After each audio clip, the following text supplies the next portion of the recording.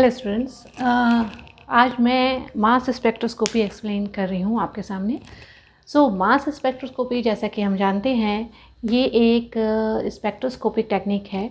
Although हम इसको completely spectroscopic नहीं बोल सकते, क्योंकि स्पेक्ट्रोस्कोपी में क्या होता है कि स्पेक्ट्रोस्कोपी में there is a interaction between electromagnetic radiation and the matter. तो जो भी सब्सटेंस है उसमें इलेक्ट्रोमैग्नेटिक रेडिएशन के इंट्रैक्शन से हमें जो रिज़ल्ट मिलता है या जो चेंजेस आते हैं उनका हम स्पेक्ट्रोस्कोपी में स्टडी करते हैं, जैसे IR, visible. But mass spectroscopy different इस केस लिए, क्योंकि इसमें हम इलेक्ट्रॉन इम्पैक्ट को यूज़ करते हैं। दैट मीन्स हम आयंस के प्रॉपर्टी को यूज़ करते हैं।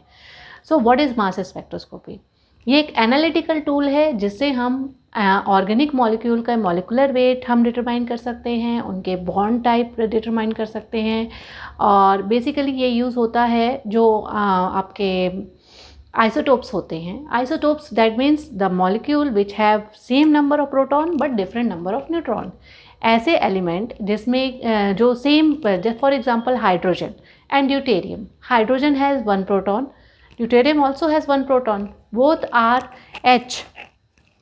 are of same community H1 and this is known as S2, but their atomic weight is different.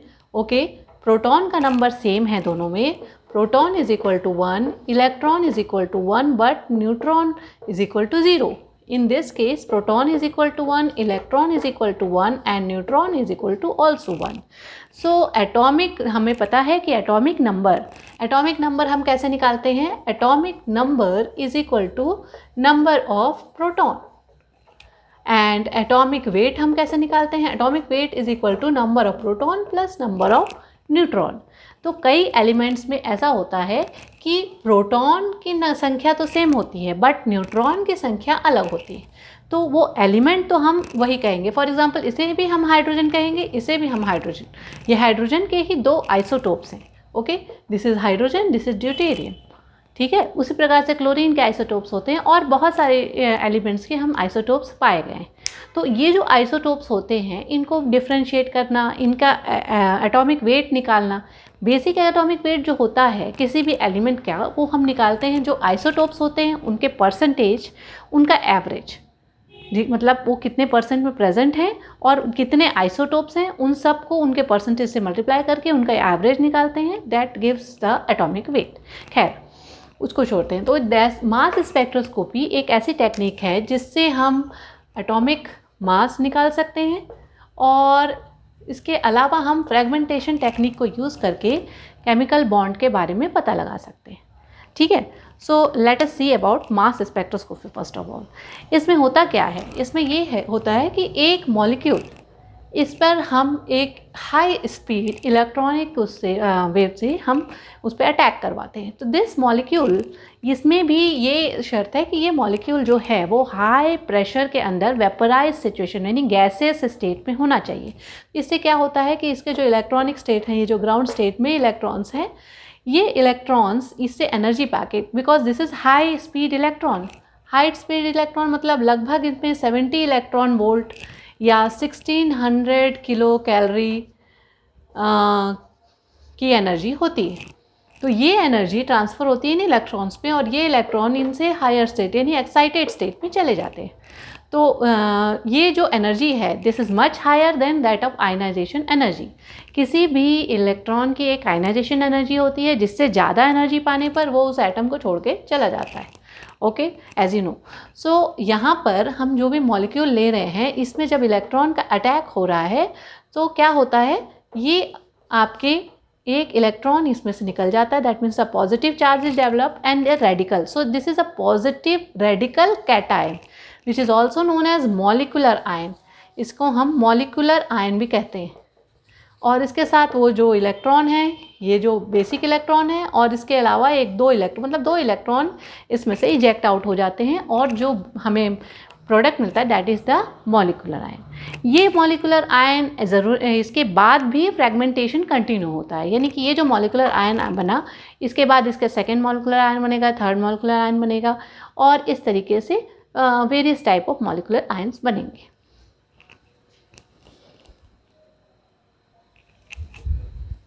तो आइए देखें फ्रेगमेंटेशन कैसे होता है। मास स्पेक्ट्रोस्कोपी में किसी भी मॉलिक्यूल का फ्रेगमेंटेशन होना बहुत सारे फैक्टर्स पे डिपेंड करता है। हम एक सिंपल मॉलिक्यूल लेते हैं, इसमें sigma bond, pi bond and aromatic compounds, इन सब में अलग अलग टाइप का फ्रेगमेंटेशन देखने को पाए जाते हैं। तो एक सिंपल कंपाउंड मिथाइल अल्कोहल ले रहे हैं, ओके अगर यहाँ पर लोन पेयर वाले इलेक्ट्रॉन मॉलिक्यूल्स हैं तो यहाँ पर जो फ्रेगमेंटेशन है दो रास्ते से हो सकता है। या तो ये this is the first path जिससे फ्रेगमेंटेशन हो सकता है। तो यहाँ हम देख रहे हैं कि ये अगर ये वाला बॉन्ड टूट जाता है, ओके तो हमें मिलता है CH2OH, ओके CH2OH यानी ये वाला पोर्शन, ये बॉन्ड टूट गया हमारा। सो यहाँ पर ये जो है ये मॉलिकुलर आयन है, इसमें से एक इलेक्ट्रॉन निकल गया है। This is the basic molecular ion of methyl alcohol. इसमें M/Z रेशियो है 32, ओके सो ये जब इसमें से एक H टूट जाता है तो यहाँ पर फ्रेगमेंट हो जाता है। So what we get the M/Z ratio is 31, okay this is a fragment that is formed. और अगर इसमें फिर से फ्रेगमेंटेशन होता है तो फिर ये जो हमें मिलता है CHO मॉलिक्यूल, इसका फ्रेगमेंट आयन, तो इसका जो M/Z रेशियो है वो है 29। This is one path, okay ये एक तरीके इस तरीके से भी हो सकता है।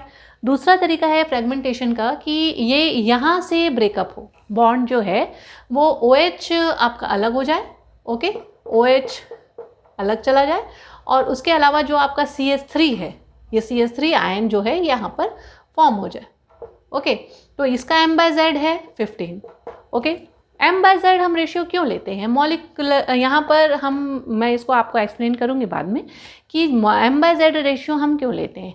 Because charge also play a important role in mass spectroscopy.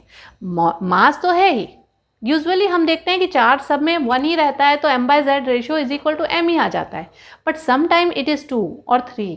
तो ये जो चार्ज है ये भी एक इम्पॉर्टेंट फैक्टर है, ओके सो इसलिए हम M/Z रेशियो लेते हैं। तो यहाँ जो हमें देखने को आता है, यानी प्रैक्टिकली जब हम देखते हैं मिथाइल अल्कोहल का फ्रेगमेंटेशन, तो हमें ये पता चलता है कि हम ये जो पाथवे 1 है दैट इज़ टेकन। ये हमें कैसे पता चला, हमने एक ग्राफ प्लॉट किया। ये जो भी एक्सपेरिमेंटल डाटा हमारे पास आया है इसमें से हमने इंटेंसिटी और M/Z रेशियो के बीच में एक ग्राफ प्लॉट किया है। ग्राफ में हमें ये देखने को आया है कि ये जो बेस पीक है, जो सबसे ऊंची पीक होती है, इसको हम कहते हैं बेस पीक, ओके तो ये जो बेस पीक है that is 31 that means this one. तो ये फर्स्ट पाथ को ज़्यादा इस तरीके से फ्रेगमेंटेशन हुआ है, इसलिए ज़्यादा आयन इसके बने, intensity of these ion is high. और ये जो 32 वाला है ये तो मॉलिकुलर आयन है ही, यहाँ पर हमें दिख रहा है, ओके एंड अनदर 29 वाला। तो ये जो तीनों पीक्स हैं ये हमें हाई मिलते हैं और स्मॉल पीक्स जो हैं ये 15, मतलब ये भी थोड़ा बहुत फ्रेगमेंट होता है बट नॉट सो मच, ठीक है। तो यहाँ पर हमें ये पता चलता है कि फ्रेगमेंटेशन किस पाथ से होता है, okay so now we shall see the instrumentation. अब हम इंस्ट्रूमेंटेशन देखते हैं।